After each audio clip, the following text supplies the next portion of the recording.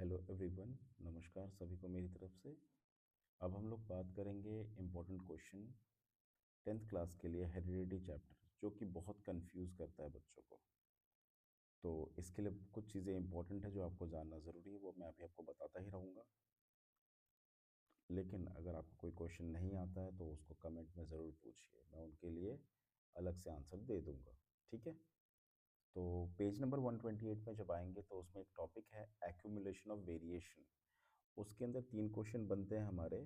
पहला क्वेश्चन है, how does the amount of variation produce in asexual reproduction compare to that sexual reproduction. ठीक है।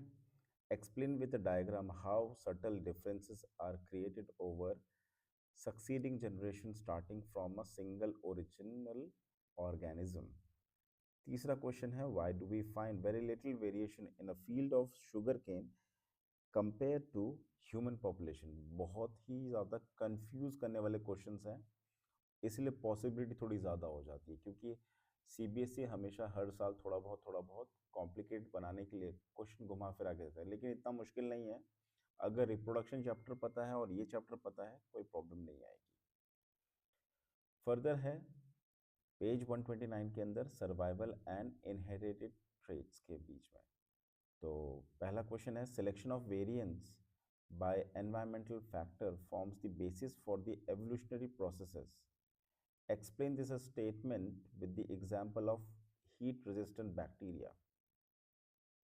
दूसरा question है, how does the creation of variation in a species promote survival. और तीसरा question है, if a trait exists in 10% of asexually reproducing population and trait B exists in 60% of the same population, which trait is likely to have arisen earlier? Give reasons.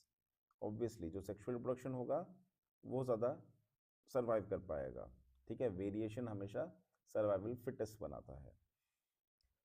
तो fourth question है, identify two types of ear lobes found in human population and suggest how they are inherited. हमें पता है कि ear lobe दो type के होते हैं, एक अटैच्ड होता है और एक फ्री होता है। तो आपको पता होना चाहिए कौन सा डोमिनेंट है, कौन सा रिसेसिव है।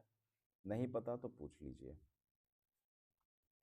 पेज 130 के अंदर मेंडल मोनोहाइब्रिड क्रॉस के बारे में। तो मोनोहाइब्रिड क्रॉस क्या होता है, क्यों किया था, कैसे किया था, इसका क्रॉस सबको आना चाहिए, क्योंकि एग्जाम में डायरेक्ट क्वेश्चन आता है कि भैया मोनोहाइब्रिड क्रॉस बताओ इसका।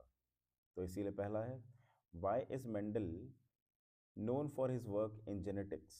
Mention his specific contribution regarding the count of individuals.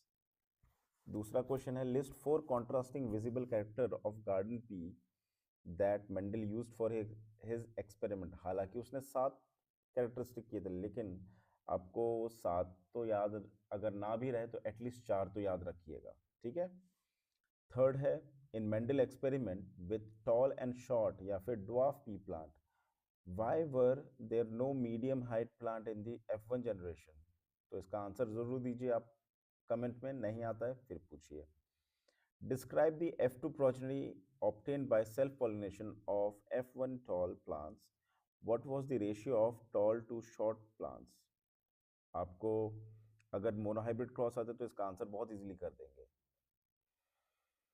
Page 131 के अंदर डोमिनेंस एंड डायहाइब्रिड क्रॉस के बारे में बता रखा है। तो पहला क्वेश्चन है, distinguish between dominant and recessive traits with example from Mendel experiment. बहुत ही इजी क्वेश्चन है। लॉ ऑफ डोमिनेंस पता होगा तो ये इसका आंसर आप बता सकते हैं।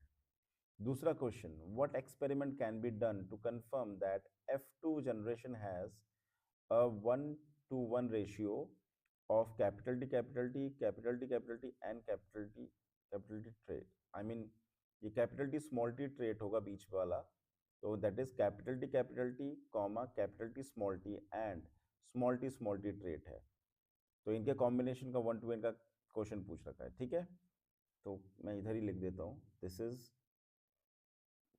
हाँ, using a Punnett square show independent inheritance of separate trait shape colour of the seeds.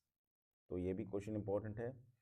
Page 132 के अंदर इंडिपेंडेंट असॉर्टमेंट के बारे में है और जीन एक्सप्रेशन है। How do Mendel's experiment show the traits are inherited independently. दूसरा क्वेश्चन है what is the information source for the making proteins in a cell, define a gene in the context. तो obviously gene के बारे में पता है, हमें ये बात ध्यान रखना है डीएनए हमारे सेल के अंदर होता है, डीएनए से आरएनए बनता है, फिर आरएनए से वो प्रोटीन बनता है। ठीक है, तो नहीं आता है समझ में ज़रूर पूछिए, इसका कॉन्सेप्ट बहुत इंपॉर्टेंट है समझना। तीसरा क्वेश्चन है explain the cellular mechanism of how a gene control a characteristic like plant height. ठीक है, फोर्थ क्वेश्चन है how is the efficiency of enzyme related to the expression of physical trait.